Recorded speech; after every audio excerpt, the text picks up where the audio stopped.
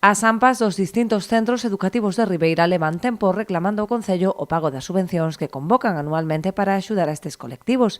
A última que se fixo efectiva foi a de 2017, estando pendentes de resolución as convocatorias de 2018, 2019 e 2021, posto que en 2020 non se chegaron a convocar pola COVID e a de 2022 non se publicou aínda. Estamos todas as 11 representadas. E quero deixalo claro porque na última conversa co concejala houbo dúbidas ao respecto. Non hai, vale? Todas e cada un de nós estamos aquí hoxe representadas. Somos, isto non é un acto político, é un acto de nais, de pais, de asociacións, de centros educativos, vale? Eso que quede moi claro. E precisamente queremos deixalo hoxe claro antes de que apareza a política e apareza, en este caso, as eleccións, porque o problema non é senón de outro que o Concello que actualmente está gobernando e que leva desde ano 2018 sen cumprir co seu traballo, coa súa labor.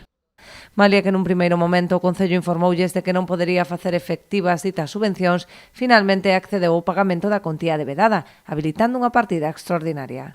A este escrito nos contestaron 2 ou 3 días despois, dicindo que este Concello non iba a asumir o pago destas subvencións.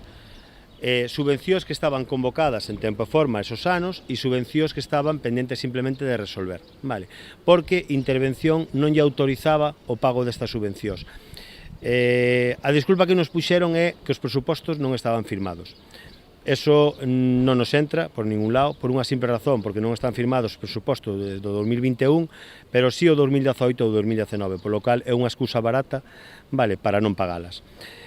Presentamos un segundo escrito, vale, despois de falar con eles, en donde lle dixemos que non estábamos de acordo con esa resposta e nos contestaron a un segundo correo, vale, despois de presionalos, e dicíndonos que sí se van a pagar, pero que se van a pagar habilitando unha partida extra, vale, cos presupostos deste ano.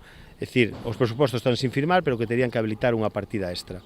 A pesar de non ter percibido aínda as axudas, as AMPAs seguiron a cumprir en todo momento coas bases da convocatoria, incluindo o logo do Concello en todas as actividades e indicando que estaban subvencionadas pola administración local. Exixen dunha vez por todas o Concello que aboe no menor tempo posible as contías concedidas ás entidades beneficiarias e que publiquen tamén a convocatoria para 2022.